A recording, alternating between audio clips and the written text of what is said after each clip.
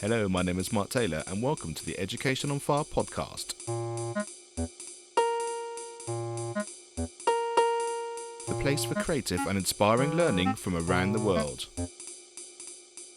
Listen to teachers, parents, and mentors share how they are supporting children to live their best, authentic life and are proving to be a guiding light to us all. Hello, welcome back to the Education on Fire podcast. Thank you so much for choosing to be with us today.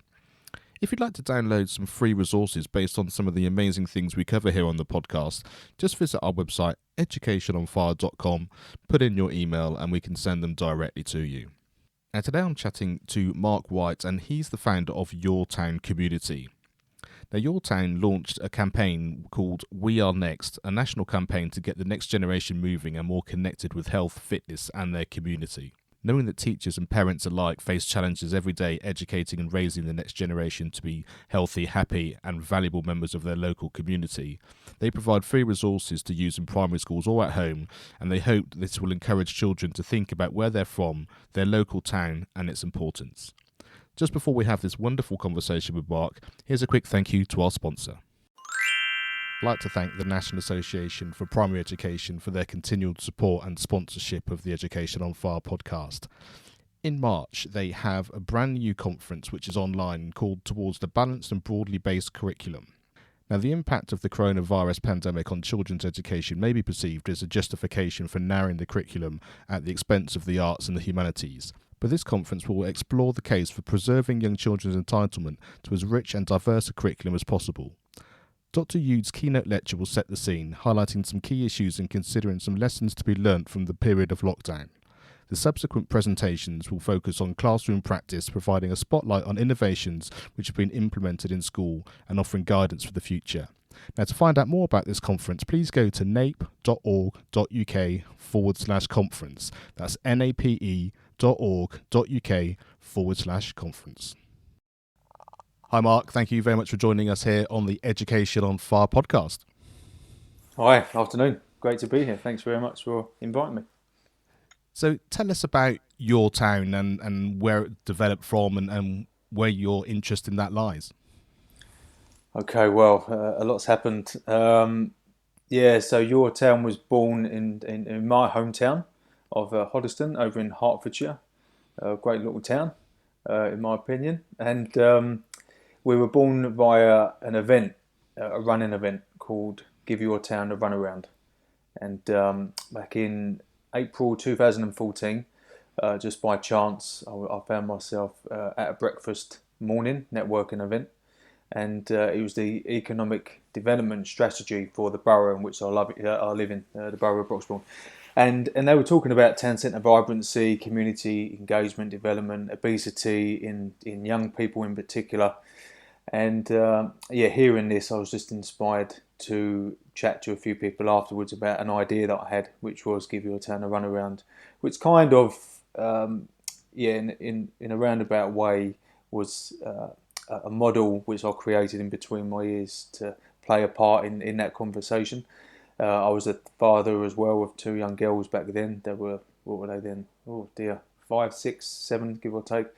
So it's something that I related to and definitely something I was very interested in progressing with. So, and then just as that event happened in the September, so pretty quick turnaround, very new space for me, but I was very eager to jump right in and make things happen, and just with the interest that what kind of gravitated towards us very quickly, with the subject matter of everything I just mentioned. Your Town was born. It just gave us maybe an opportunity to expand. Give Your Town a Run Around is quite related to running, because it says so in the title. Where Your Town gave us like an umbrella feel of, okay, let's see what else we can kind of create within the meaning of what we're trying to create. And a few years old now. I've done a lot in the meantime, and very happy with what's happened. Great. And so give us a bit of a background in terms of your life, in terms you said it was sort of slightly out of what you were used to doing. So what's your background and how did that sort of help you or support you in creating it? Yeah, well, so the background was definitely, no way kind of involved in community initiatives or anything of that nature, albeit alongside my life, I suppose, like my day to day, which was in a sales environment, which wasn't that inspiring.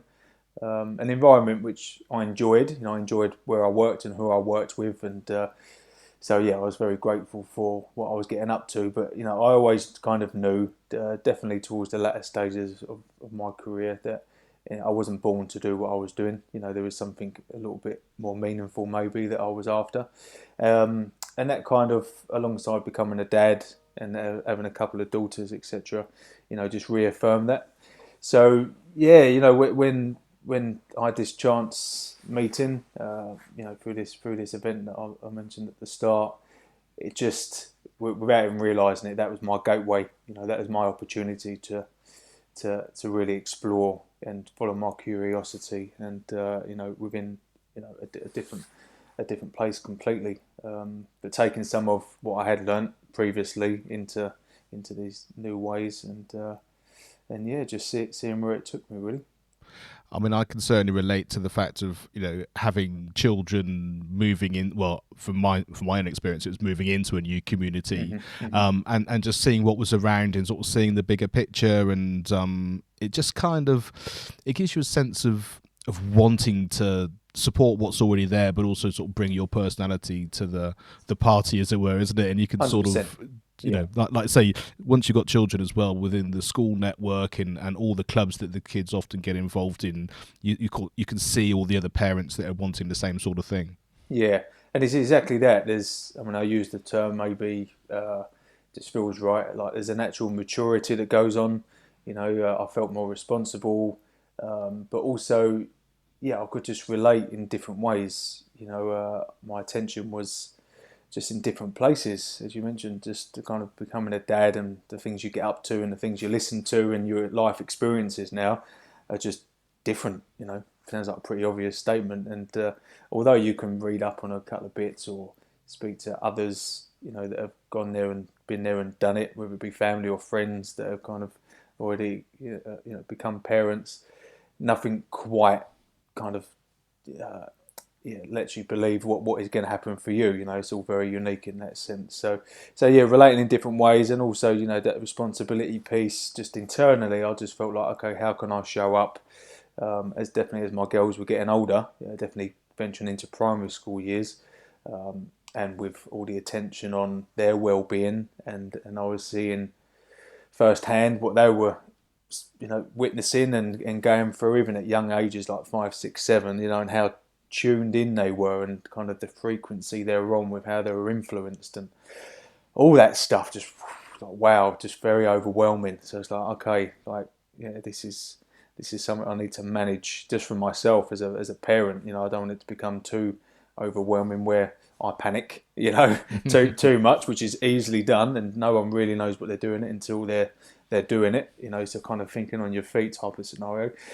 So with all of this coming at me, plus the day-to-day of trying to look after these two little lovely ladies, plus my wife obviously involved. I say obviously, it's not always the case, but me and my wife, knee deep in parenthood now. Great stuff. I mean, it does really always bring a whole new meaning to the world, learning on the job, doesn't it? I think being a parent.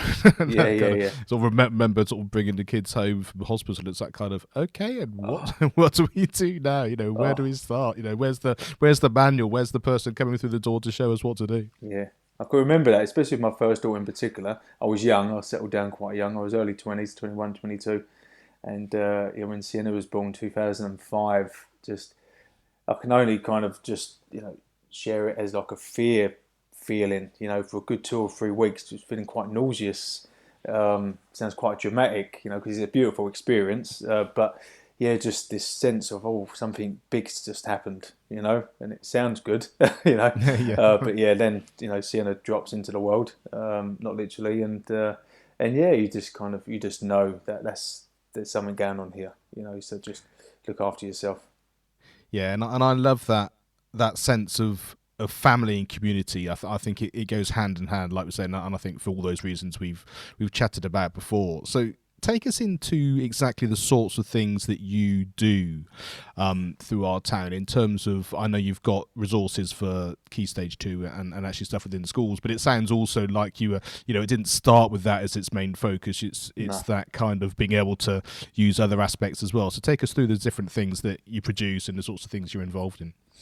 Yeah, and your town stories, very much been around just kind of creating as we went. Where, as I alluded to, I was getting invited literally across the country, from anywhere from Westminster to other kind of universities, colleges, to corporates and other kind of small, medium-sized businesses. Real across the board, about this big conversation that I found myself involved in, around community initiatives and how kind of wider communities engage with each other, that kind of ever-changing conversation around the high street and kind of how we use it and don't use it, and the obesity in young children and kind of the inactivity going on and kind of the growing panic, I suppose, around social media and how young now that these kids were getting involved in that.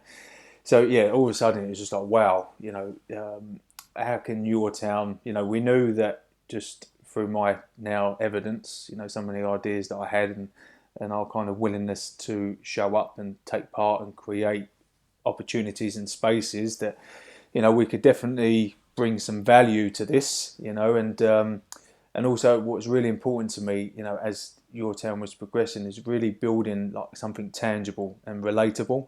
We've got all these brands out here. Some are better than others. Some have got agendas. Some haven't so much. And what I mean by agendas is like they create this false sense of security around building communities and using that word as a bit of a hook, when essentially they just want to sell you something.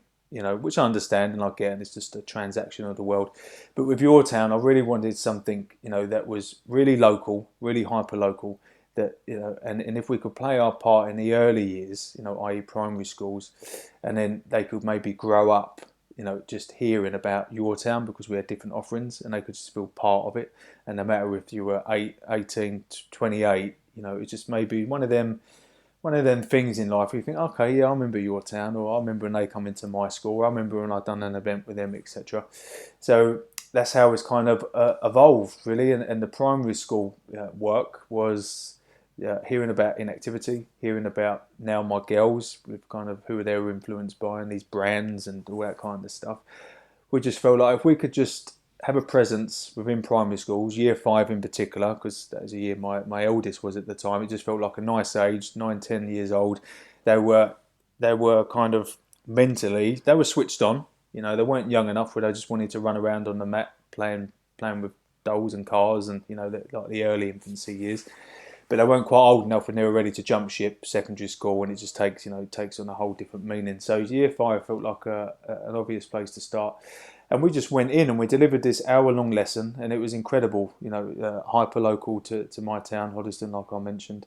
And we just discussed about what your town meant to you, what did you think about it? What did you feel about it? Is it somewhere that you visited with your parents or your carers? Is it where you've done your sports clubs after school? Did you go shopping? What does it mean? And then we done some stuff around, being active and healthy choices or help, and all that kind of stuff. And it, the feedback we got was brilliant. So we've done that for 2 or 3 years across all the primary schools in Hoddesdon, and yeah, it just allowed, it just kind of presented itself where how can we expand this? And then I come across Ocado, who have a big presence here in Hertfordshire. One of their main offices is in Hatfield, which is just up the road. And they were really interested. They supported our some other work that your town were doing in communities, and they were really passionate about just exploring education a bit more. They see what we're doing in primary schools in particular, and we just had a chat, and they were really keen to see how they could kind of support it and grow it. And so yeah, we were kind of knee deep in delivering this lesson wider than Hoddesdon across Hertfordshire, and then Corona hit, and we were told we couldn't go in schools no more because we couldn't see each other offline. So yeah, we've adapted accordingly and now created resources and worksheets and free downloads for any school across the UK. And yeah, we're doing our best to play our part. And I really like the fact that, we're talking about community, we're talking about towns and people where they live. And I love the fact that the expansion of what you're trying to do came through that kind of personal touch. Like you say, it might be a company, it might be someone that's able to support you, but it doesn't come from something abstract. It comes from actually already being in that community. And that's a fantastic link, I think. Yeah, it's for me, it's that's it. That is it. There's so much good within different towns, within different communities, and people do amazing things. And sometimes I just think they're harshly judged. Things are not how they used to be, and this, that, and the other. And in my opinion, things were never how they were used to be, because people were saying the same thing then. It's how you expand your mind. And I believe that you're passionate about education, and in particular around how that's changing and how we need to adapt with how we're kind of consume information, no matter what age we're at. And yeah, without repeating myself, just deeply passionate about taking part, not complaining. I've never seen much use in complaining about stuff. It's like, okay, what can we do? And these models that we've created, or these opportunities, like I said, we've brought to life, has been from that place. What's the solution here? In my opinion, there's a solution to most things.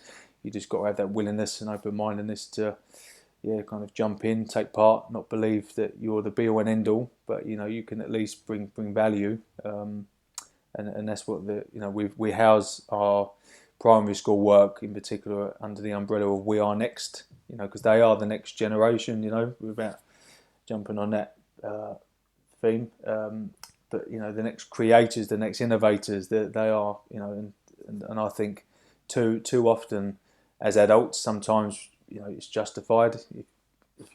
I'll say that with a bit of a winch, but we just think about ourselves. And any decision that we make isn't really thinking about anyone else. It comes from a selfish place, short-term thinking, and and more often than not, if we can just promote, just to hold tight a minute, think a bit wider, think a bit longer, then I think more often than not, our attention will shift towards making different decisions. Not that they'll be right or wrong, who knows, but definitely give yourself that opportunity.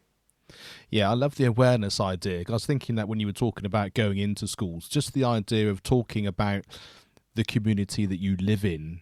Because, like I say, there's no need to think about it when it's just there and it's what you always know. But to understand that, there's people that are running this, and I'm going to this club, and there's someone doing that. And how does that fit within the school? How does it fit within the wider community? Yeah. And I think the awareness is key, because then you start to understand what people are putting in, and then what you're putting in and what you're receiving from it as well, especially when you're a child. And I think, like I say, that sort of really literally sows the seeds for everything going forward. So you mentioned a lot of the school resources you can get online, and we'll have links to those in the show notes of this episode, which would be fantastic.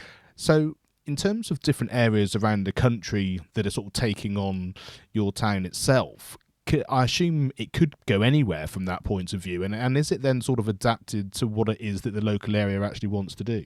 Yeah, absolutely. Yeah, so there's lots of strands to it. We've got the tangible, downloadable resources and worksheets, but absolutely we want to encourage more conversations about where you live. And although there's a generic feel to conversations that go on, this year is probably the most obvious place to start. We're all literally going through the same thing in various different ways, but ultimately and that is, it's a bit of a contradiction here, that is rare, but also is pretty common. As much as towns are individual, they've got their unique histories. Across the board, we tend to be going through the same thing, whether it be from the high street or to schools. And kind of the population within schools now is growing, and the inactivity is coming down because of the space. So I just feel like under the We Are Next umbrella that your town have created, more will be revealed. I believe that there's a massive conversation that we can have and we can house, which maybe is a bit more proactive in the sense of just that open mind that I've kind of spoken about, and not being so rigid, not being so, we can't do this because, you can't please everybody. And certain organisations or places that I've had conversations with, I won't name names, but they won't mind me bringing it up because this is like an ongoing thing is, they're institutionalized, and they can't make decisions quick enough, and they can't adapt quick enough, and so it's not even their fault. They're kind of half aware of this, but it just take time, for certain things to fall into place. So with your town, I think, we can adapt maybe a little bit quicker, and with the right support, and the right people in the right places, I think we could definitely, create something really meaningful, for the next generation. And you've used the term planting seeds, and at that age, that's like largely what all you're doing. And I say all you're doing, I'm not saying that that's unnecessary, belittling the power of that, but that's all it takes, at that age. And if you can be consistent and keep some momentum in other areas, then I think that good things will happen, because things are changing, and I think COVID's accelerated a few things which we were talking about 3 or 4 years ago, and people were saying no, that would never happen, or no, we can't do this, or don't be so stupid, and I used to walk away feeling a bit disheartened on occasions, and a few years later it takes something very traumatic like this, but all of a sudden, then things are happening.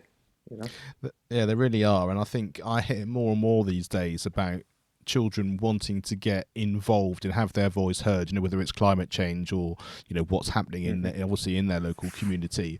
And I think you're right. I think that essence of, well, there's nothing we can do about it, the louder they shout about it, it didn't seem to make any difference. But I think now, having a platform to have the conversations to begin with, and then, like you say, with like-minded people in organisations that can support them to see what they can do. And you're right, we can't do everything overnight.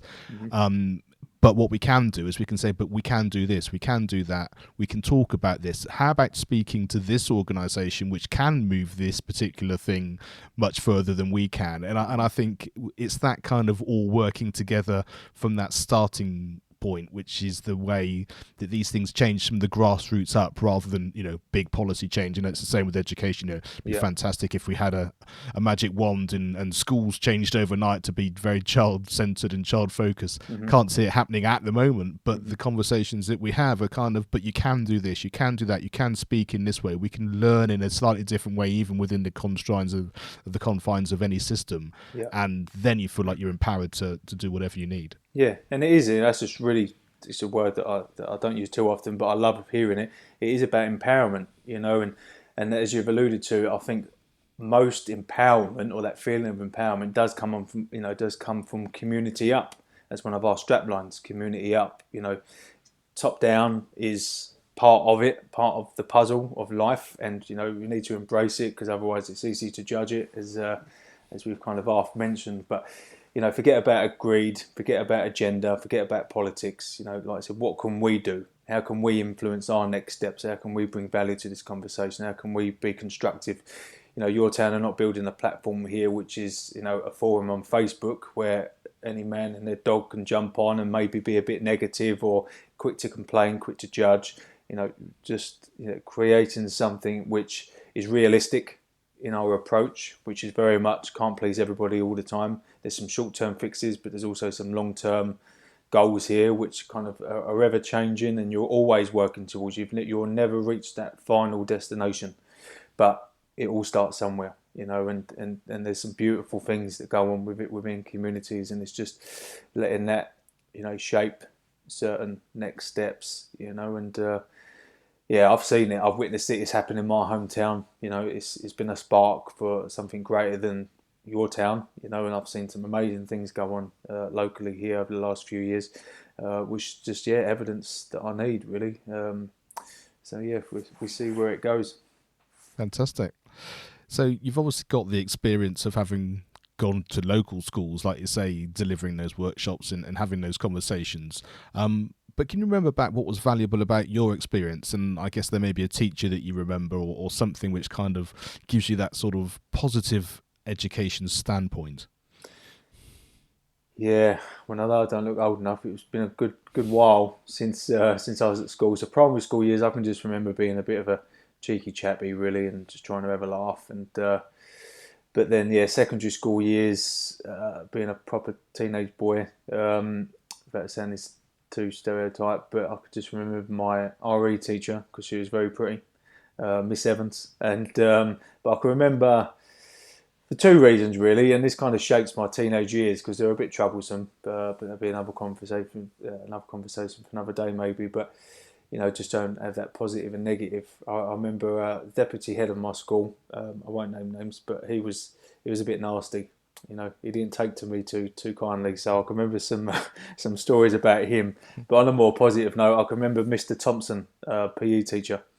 And I just remember him being one of them guys that are there to kind of got your back a little bit, and try to uplift me and encourage me. And Mr. Thompson was a good guy. I still believe he's there actually, like 23, 24 years later. And he was there years before me because he was there when my mum was there. So he's still going strong. So fantastic. Yeah, the good ones tend to last. That's the hope. They do, and the theme that runs through, and it drives me more and more these days, is the fact that most of these people that you remember, it's because of the positivity, but it's also often because, they connect on you on a human level. They see who you are, they can help you, they sort of guide you in a way which is very sort of partnership almost orientated. They're the teacher, that you're the pupil, but that there's something there which just enables you to sort of not sort of like say buck the system, but to sort of see what it is, even if that's a conversation and an idea. And I think that's why I love everything that you're doing, is because it's people based, it's human based, and I think when we start there, anything really is possible. Yeah, absolutely. What was the best piece of advice you've ever been given, and who gave it to you? Best bit of advice I've ever been given. Powerful question. So the answer that come to mind was I'll bring Sienna back up again. I have to mention Grace because she get the ump with me. But so Sienna, my firstborn, I remember talking to a wise man, goes by the name of Bill, Scottish Bill. Great guy, and I remember just chatting to him about fatherhood and things of that nature. Like I said, I was in my early 20s, and he just went, Mark, becoming a dad isn't about giving them what you didn't have. It's about giving them what you've got.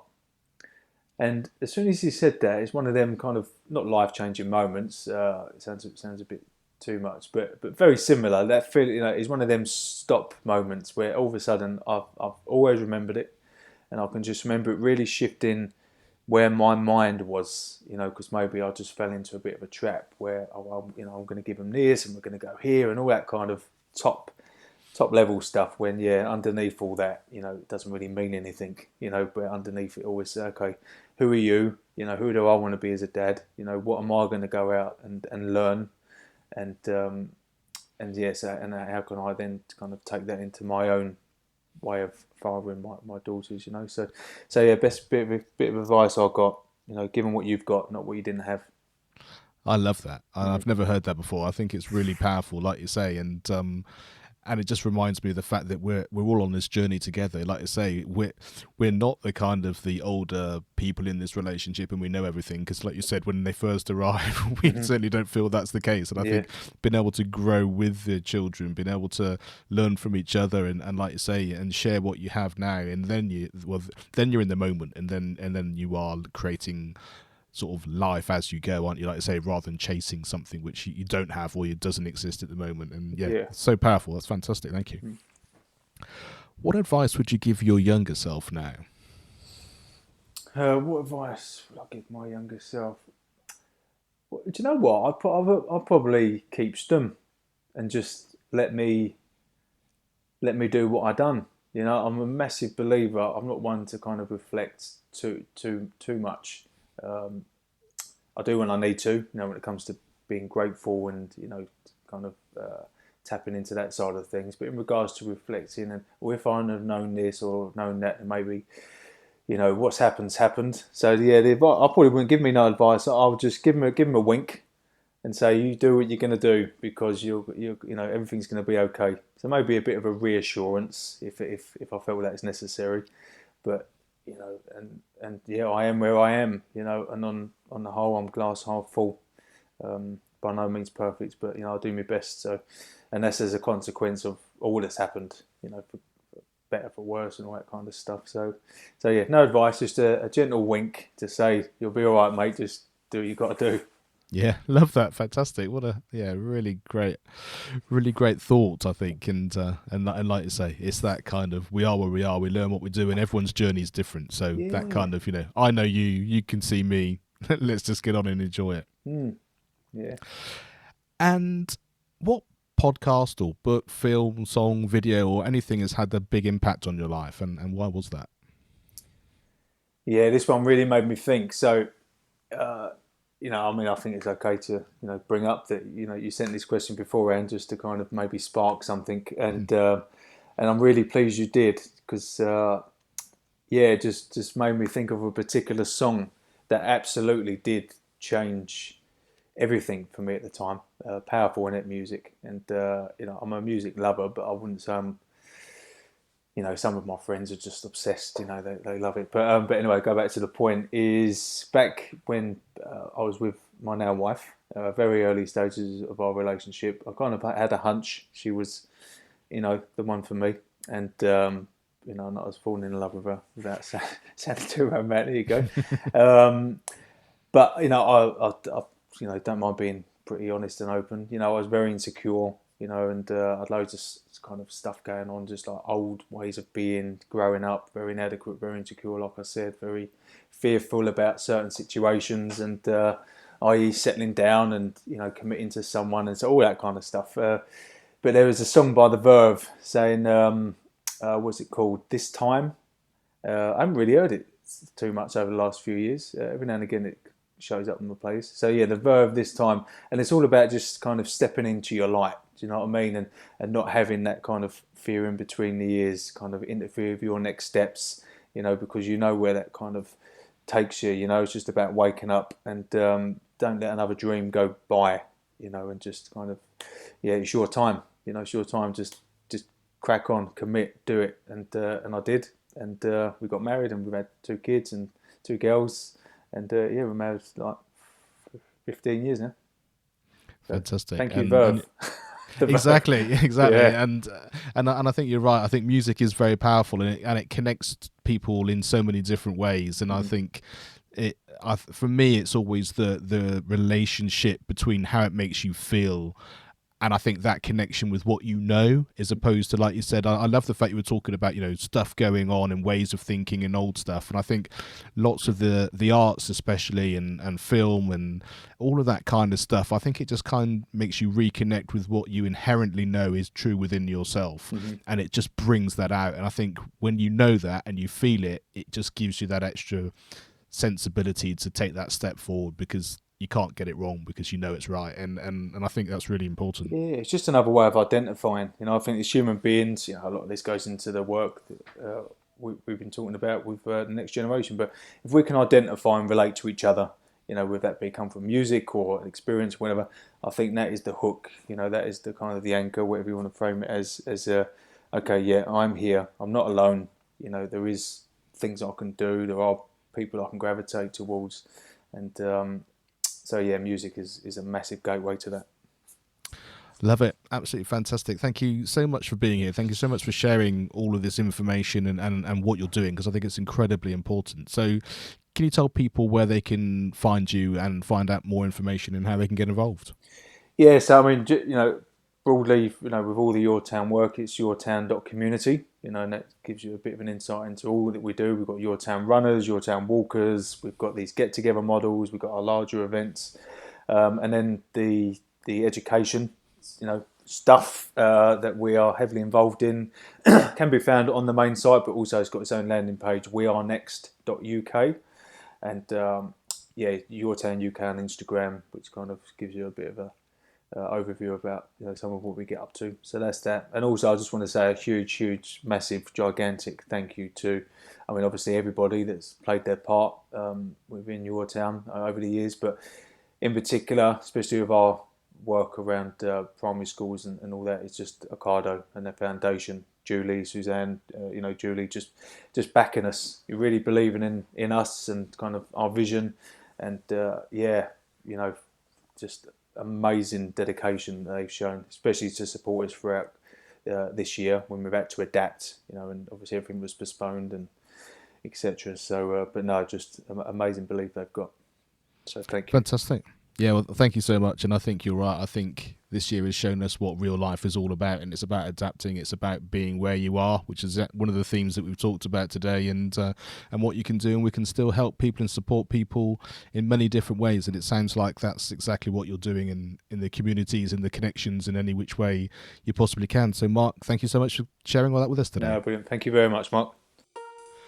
Thanks for listening to the Education on Fire podcast. For more information of each episode and to get in touch, go to educationonfire.com. Education is not the filling of a pail, but the lighting of a fire.